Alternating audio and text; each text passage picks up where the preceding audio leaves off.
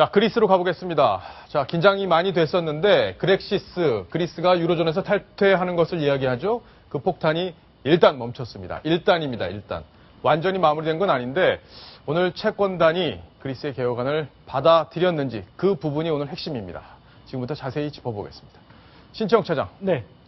자, 그동안 서서 진행을 많이 하셨는데 오늘 처음으로 자리에 앉아서 이제 얘기를 들려주셔야 되는데 일단 좀 안도의 한숨을 내셔도 되는 건가요? 조금 전 30분 전에 30분 전에요? 예, EU 정상회의 의장이 자신의 트위터를 통해서 공식적으로 발표를 했습니다. 예. 합의가 됐다. 그리스와 합의가 됐다는 사실을 발표를 했습니다.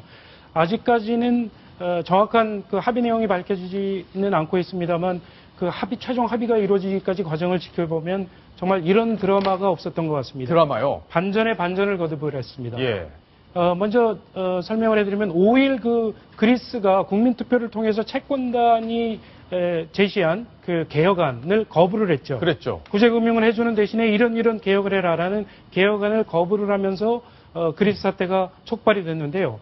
그리고 나서 그리스 정부가 9일에는 그 채권단이 제시한 안보다 훨씬 더 강력한 개혁안을 제시를 했죠.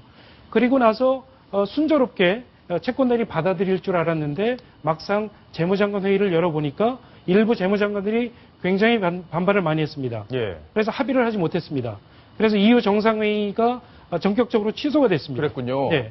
그리고 나서 유로존 정상회의가 어제 오후 4시에 열렸는데요.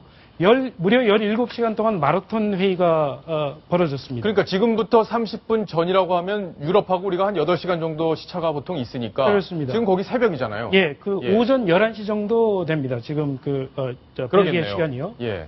이때까지 협상을 진행을 해오면서 그곳 시간으로 자정경에는 도저히 합의가 안 되니까 독일과 프랑스, 그리스 정상들이 따로 모여서 별도의 막고 협상을 벌였습니다. 아, 그렇군요. 그렇습니다. 예. 그래서 결국은 합의를 도출을 했지요. 그리고 조금 전에 합의 내용을 발표를 하게 된 것이죠. 자, 그럼 일단 합의 내용이 구체적으로는 안 나오지만 윤곽은 나온 거 아닙니까? 네, 윤곽이 좀 나오는데요. 지금 예. 외신들이 전하는 내용을 좀 정합을 해보면은요. 일단 3차 구제금융 지원액이 그리스가 원하던 것보다 더 올라갔습니다.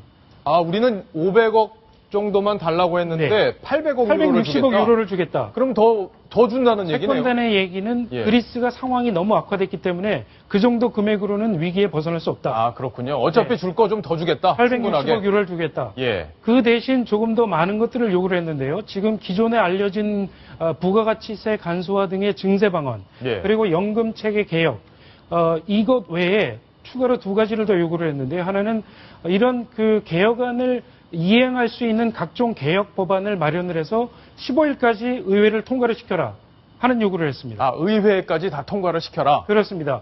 우리가 너희들을 못 믿겠으니 이 정도의 성의는 보여야 우리가 구제금융 지원을 해줄 수 있겠다. 예. 이런 요구를 했습니다. 근데 그러면 결국에는 의회에서도 결국에는 이 협상안에 대해서 찬성하겠다는 거를 무슨 채널을 통해서 협상을 하면서 서로 의견 교환을 해야지 의회 의견도 전달이 돼야지 채권단들이 그렇겠죠.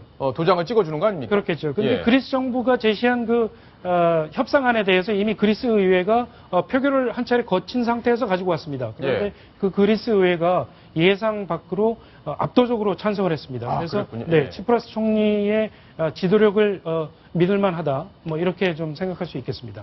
그다음에 또 한 가지 요구가 있는데요. 그건 네. 뭔가 하면 500억 유로에 해당하는 국유 재산을 매각을 해서 그걸 최대 채권국인 독일에게 맡겨라. 처분권을. 예. 이렇게 요구를 했습니다. 이 한 가지가 최종 합의가 되기까지 막판 쟁점이 됐었는데요. 결국 그거에 대해서 합의에 이른 것으로 보입니다. 예.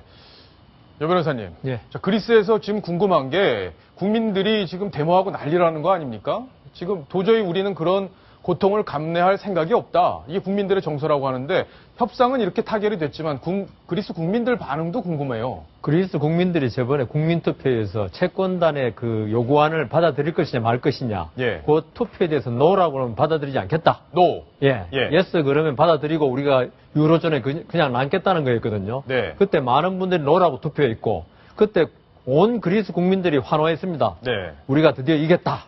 그랬는데 오늘 이 구제안은 있죠.